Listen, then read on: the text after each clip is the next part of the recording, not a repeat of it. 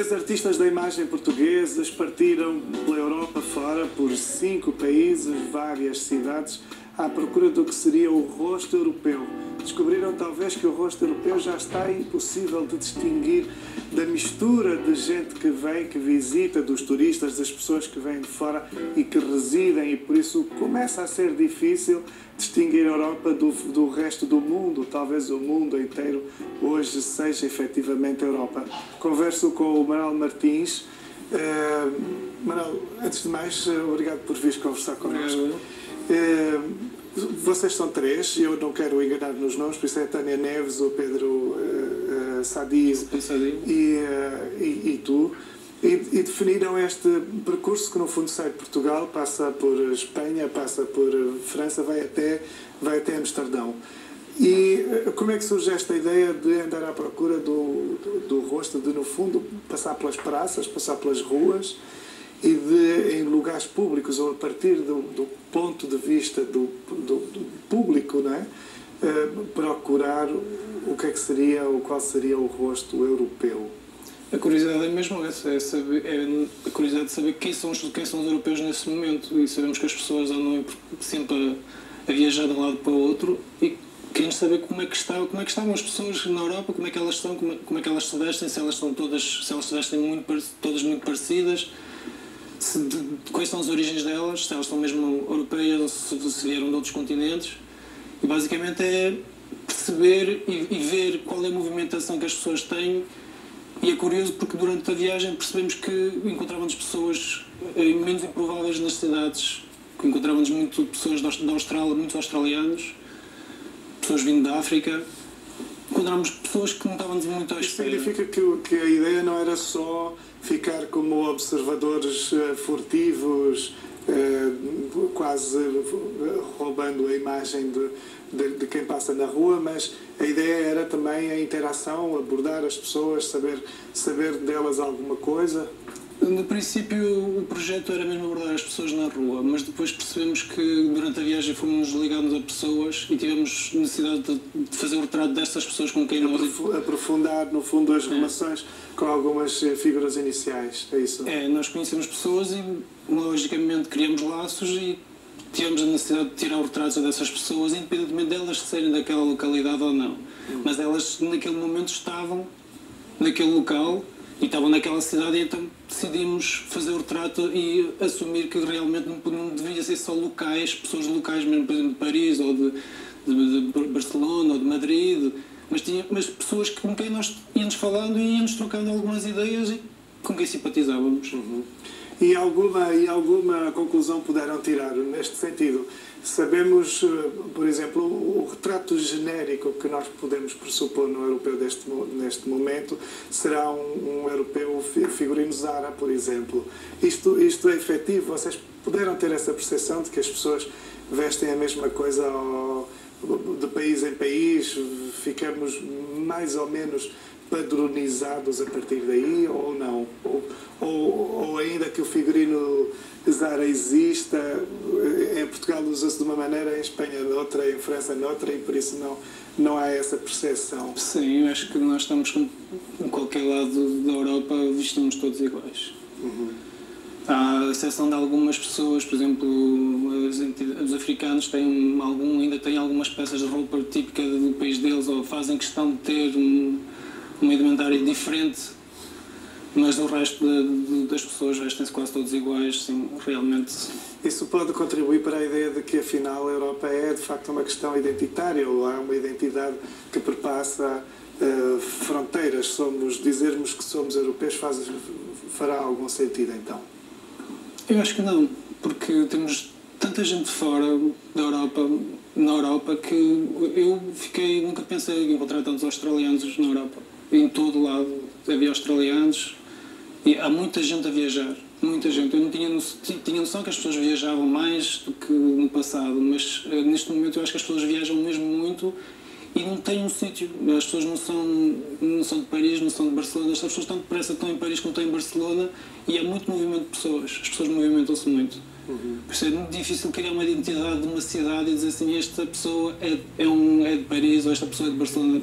Isto é Mas muito vocês difícil. conseguiram, uma das coisas que eu sei acerca de Paris, por exemplo, é que é muito difícil encontrar um parisiense puro.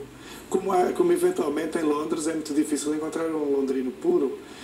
As pessoas que efetivamente nasceram ali, se fizeram ali, estudaram, têm raízes familiares naquele lugar, porque há quase como uma espécie de cidade paralela que se fecha apenas para os nativos. Vocês conseguiram aceder ou houve esse interesse de perceber onde é que está a cidade escondida e que será, de alguma forma, genuinamente a cidade de Paris, aquela que não admite intromissão? Nós tivemos a sorte em Paris de conhecer uma associação que é o Zofoli, que nos ajudou no projeto. E eram portugueses, então nós fomos ter com português porque era mais fácil, e eles apresentaram-nos alguns franceses que frequentavam a galeria e tivemos essa possibilidade de tirar alguns retratos mesmo de parisienses, mas na maior parte das cidades isso foi quase impossível, porque as pessoas não encontravam-nos uma ou outra pessoa, mas era muito difícil. Porque a maior parte das pessoas não são mesmo nativas da cidade e as pessoas, acho que nativas da cidade, já não vivem na cidade, vivem ou muito longe da cidade ou foram viver para outro sítio. Isso significa talvez que as grandes capitais europeias são lugares de profunda mistura, não é? Só começam a ser lugares que já não pertencem aos respectivos países, mas fazem parte de uma espécie de país único, não é? Madrid ou até mesmo Lisboa, Paris, Londres são um país próprio, são uma outra lógica supranacional que já não pertencem aos países de origem, digamos assim, estão acima dos países de origem. Sim, eu tenho a ideia que hoje, se formos a Nova Iorque, vamos estar, parece que estamos em Paris ou que estamos em Barcelona, que estivemos em qualquer outro. As pessoas. É um denominador comum, não é? É um denominador comum, é isso mesmo. As pessoas parecem que são muito parecidas. Os traços físicos nem tanto, mas a maneira de estar na cidade, as pessoas são muito parecidas. Em relação a essas figuras às quais vocês acabaram por se prender, não é? Até por surpresa do projeto, alguma figura que possas destacar como particularmente acutilante, instigadora, inspiradora? Inspirador não direi, mas houve algumas pessoas que se cruzaram connosco porque nós utilizámos o BlaBlaCar para divulgar as viagens e para nos ajudarem nos custos das viagens. Isto é um sistema de viagem em que as pessoas se cooperam umas com as outras. Vende-se um lugar a um preço simbólico, é só mesmo para dividir as despesas, não é para ganhar dinheiro, é só mesmo para ajudar na despesa da viagem. E durante essas viagens fomos encontrando pessoas mesmo de todo género, pessoas clandestinos, pessoas que tentam atravessar a Europa, desde padres. Houve um padre que viajou connosco, que foi de Paris para Amsterdão, que revelou-se uma surpresa porque estávamos todos à espera que o padre fosse nos evangelizar durante a viagem, mas não foi o que aconteceu, ele era muito, muito porreiro. E encontramos também houve uma história que foi engraçada, que era uma história de amor, que foi uma rapariga que era atriz, que apanhámos, se não me engano, de Paris para Grenoble, que explicámos que íamos fazer uma exposição com os retratos e que a exposição ia ser em Lisboa. E ela disse que ela riu-se e ficou assim um bocado calada, e podemos porque é estranho, a atitude dela era estranha. Ela disse: era engraçado porque eu apaixonei-me por um português que é de Lisboa e gostava que ele fosse à exposição e visse o meu retrato. São essas histórias. Vocês obviamente vão fazer essa maldade com o português. Não sei. Mas é engraçado porque a ideia também da viagem que tiramos e aquilo que percebi é que em todo lado onde nós fomos há uma ligação a Portugal. Há sempre uma ligação a Portugal. Em toda a Europa há uma ligação a Portugal. Encontra-se sempre alguém ou que já esteve em Portugal, ou que gosta de Portugal, ou que conhece portugueses.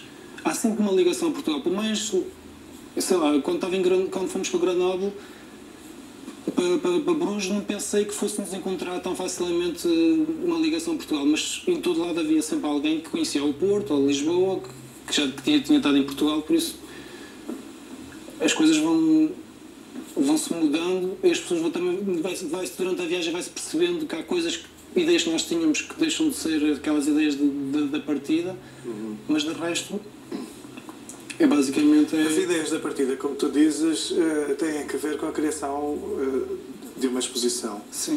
Onde é que as pessoas vão poder ver essa exposição? Ela vai ser apresentada apenas uma vez ou é suposto que vá sendo aumentada? A viagem foi feita em 20 dias, ela vai ter algum tipo de sequela? Vocês vão voltar a viajar ou o projeto está consumado e resta apenas apresentar as imagens como resultado? Isto é um projeto com várias fases, pelo menos logo na partida era isso que nós tínhamos em mente. Esta fase, que era estes países que nós tínhamos para visitar, e este projeto de 20 dias, está completado, mas o Portrait Route vai continuar em outros sítios, e não os três, mas sempre um de nós a fazer outras viagens e a registarem retratos noutros sítios. Vamos agora à Índia, em março. Eu vou à Índia em março, o Pedro também acho que está a preparar uma viagem também para Istambul. E vai haver uma exposição, sim, em Lisboa. Não sei ainda dizer o sítio porque não está bem definido o nome da galeria. E em Amsterdão também, e Paris também, onde nós criamos, com a Lusofolia, criamos um contacto e eles têm uma galeria de arte em Paris e queriam também expor esta viagem. Mas sim, basicamente é um projeto que tem continuação e que se vai estender por outros países, não só pela Europa, mas por todos os países onde nós possamos viajar. Uhum. Uma das coisas curiosas é que tu és responsável sobretudo pela captação vídeo neste projeto, os teus dois colegas são mais da área da fotografia e tu usas umas máquinas, enfim, esta que está a olhar para mim ainda me parece um bicho contemporâneo. Mas a outra máquina parece-me desusada. Que tipo de... ou como justificas uma certa excentricidade deste objeto? Tu filmas com isto, captas imagens com esta máquina, o que é esta máquina? Sim, com a Super 8, que é uma máquina de película, utilizei para fazer os retratos. Tentei fazer uns retratos que os meus colegas já estavam a fazer em fotografia, mas em película, em que exponho a pessoa durante 5 segundos, olhar para a câmara, para depois fazer na exposição uma projeção de vídeo com os retratos a passar das pessoas. Uhum. E voltei à película, porque é uma paixão que tenho pela película, uma paixão nova, porque sou da era digital, mas é um formato que me agrada porque as pessoas a reação das pessoas quando eu estava a filmar com a máquina digital era uma e quando eu estava a filmar com a máquina com a película é outra, porque as pessoas achavam o objeto estranho, como era um objeto comum, que elas estavam habituadas a ver, e isso criou boas imagens. Uhum. E a película tem alguma coisa mais orgânica, parece que vem mais diretamente da natureza, não é? O digital, enfim, com todo o seu esplendor, às vezes não consegue essa relação quase de uma certa intimidade. A película é mais intimidante, até porque não permite tanto o erro. O digital a gente apaga imediatamente e pressupõe-se que se não tiver ficado bem feito, a gente faz outra vez. E a película não é exatamente assim, não é? Não, a película tem exatamente isso que estavas a dizer, essa carga. Quando estás a filmar como um operador de câmara, aquilo tens de pensar logo naquilo que vais fazer, não há muita margem de erro porque as exposições de luz podem queimar a fita e perdes o retrato, isso pode vir a acontecer em alguns retratos. E depois tem todo o processo de não sabes o que é que fizeste, então tens que esperar para revelar. Uhum. E depois da revelação de ver o que é que vais fazer com as imagens. Uhum. Esse processo que não existe no digital, não é? No digital uma pessoa filma logo, vê logo, vai corrigir logo, faz tudo, é tudo muito instantâneo. Na película temos que esperar e é um bocado é isso que eu gosto na película, é o esperar, a surpresa. Uhum. Uhum. Uma das coisas que eu acho interessante no teu envolvimento neste projeto do Portrait Route é que o Portrait Route não deixa de ser também uma dimensão da arte urbana. Por isso é também uma relação ou uma presença ou uma expectativa de se fazer arte com o que é o espaço público. O teu percurso está eminentemente ligado à arte da rua, à arte das ruas, e que tem que ver com o facto de seres um grafiter e de assinares com o nome Milon Rock, de assinares murais e edifícios. Nós hoje vamos terminar o programa mostrando uma intervenção tua numa parede inteira de um edifício. Mas o que é que te interessa, no fundo, como é que subitamente dás contigo a ser um artista, se quiseres um pintor, mas especificamente um pintor de ar livre, não é? Que parece ser... que há uma especificidade, não é? Há uma especificidade muito própria no grafite que não se reconhece na pintura mais ortodoxa ou na pintura clássica.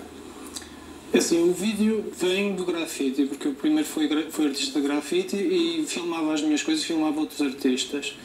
E eu sempre gostei de andar na rua, e o projeto Porta Rua atraiu-me porque é um projeto de rua, é um projeto em que estás em constante situações, tens que andar nos transportes públicos, tens que enfrentar as pessoas na rua, tens que lhes perguntar se elas querem alguma coisa. E o grafite também é isso, é a rua, é estar em contato com as pessoas, o melhor sítio para estar em contato com pessoas é a rua. Estás na rua, encontras as pessoas e no grafite confrontas as pessoas com a tua arte, impões um bocado. Neste projeto já é diferente, vais perguntar às pessoas se elas querem participar no projeto. O que estás a dizer nessa questão da imposição significa que aquilo que por vezes me chama a atenção é que o grafiter vive um pouco da adrenalina da transgressão e por isso usar o espaço público como a sua grande tela, não é? Mas muitas das vezes usar como uma espécie de voz de protesto ou de voz que reclama uma liberdade absoluta. E por isso, a maior parte das vezes, os grafitas têm uma dimensão quase de uma espécie de pirataria que opera, que passa mensagens à revelia, não é? Tu achas que é isso que... Porque estamos eventualmente a atravessar uma fase em que este tipo de arte, esta arte urbana ligada ao grafite, nunca esteve tão desenvolvida quanto hoje. Não é? Há um entusiasmo e há nomes cada vez mais famosos na arte urbana portuguesa. Mas tu achas que o ponto de partida é este, de uma espécie de fazer arte à revelia, uma arte que não se vai vender, que não está em causa o propósito comercial e por isso que está em causa quase como que uma espécie de mensagem até de dimensão política, de protesto social? Eu acho que o grafite, pelo menos para mim, na altura, era uma maneira de mostrar ao mundo e à cidade que eu existia, porque deixava marcas dentro da cidade, que algumas iam desaparecendo, outras ficavam, e eu mostrava que existia. Não eu, Manuel, mas eu, artista, eu, indivíduo, existo, deixo uma marca nesta sociedade e deixo uma marca na sociedade, nas paredes desta cidade onde eu moro ou onde eu vou passar. E acho que as pessoas também têm necessidade, muitos artistas de grafite têm necessidade de mostrar o trabalho deles e a rua é o melhor sítio porque é onde passa mais gente, as linhas de comboios, onde as pessoas passam regularmente, são as melhores telas para expor o trabalho de um artista de rua. Agora, o grafite também tem adrenalina, tem o facto, as pessoas viciam-se um bocadinho na adrenalina, porque aquilo tem que ser feito rápido, tem que ser todo um ambiente, toda uma atmosfera que nós vivemos, que poucas pessoas conseguem vivê-la se não fizerem grafite, porque estamos a pintar num sítio ilegal, temos que planear tudo, temos que pensar em muita coisa e no momento em que estamos a pintar não pensamos em nada. É um lapso de tempo em que nós estamos a criar um grafite em que tudo desaparece, já não há mais medo, já não há mais conceitos, e então é isso, pelo menos a minha isso que me interessa. Há uma relação direta que abdica no fundo das instituições, há uma relação direta entre o artista e o público, porque alguém dizia que uma cidade de paredes limpas é um lugar de povo mudo. E no fundo o grafite, todo o tipo de stencil, todo o tipo de intervenção, por mais às vezes desagradável que possa ser, e às vezes é só uma sujeira qualquer, mas acarreta sempre essa premissa, não é, de colocar o artista diretamente diante do público sem haver uma mediação das instituições e por isso sem haver uma ponderação que possa às vezes moderar, menorizar a mensagem, a força da mensagem que o artista quer passar. Enfim, e no teu trabalho muitas vezes posso entender isso, no fundo, essa essa exposição que é absolutamente livre, porque muitas das vezes feita à revelia, não é? Sim, o grafite para mim faz fazer sentido se me disserem que tenho que fazer assim, ou naquele sítio, ou naquele momento, para aquelas pessoas. Para mim já não é grafite. Grafite é eu fazer aquilo que me apetece, quando me apetece e onde me apetece, desde que tenha alguns cuidados estéticos. E alguns cuidados estéticos. Há sítios que não se deve pôr nada, porque já está lá tudo, não é? Se pintar uma igreja, é uma questão também de bom senso. E da pertinência artística. Claro. Manuel Martins, obrigado. Agradeço tu teres vindo conversar connosco. O nosso tempo acabou. Vamos exatamente acabar com um vídeo do Me One Rock, do Manuel Martins, em que vemos o seu trabalho de grafiter. Muito obrigado por ter estado aí. Volto para a semana e, entretanto, vá sendo feliz.